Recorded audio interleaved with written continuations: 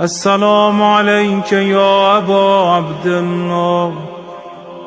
السلام عليك يا ابن رسول الله.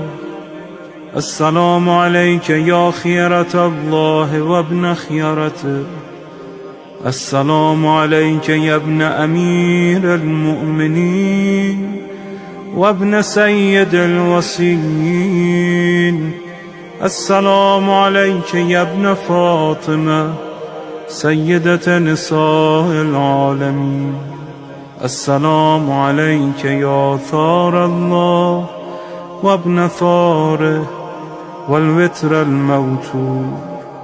السلام عليك وعلى الأرواح التي حلت بفنائك.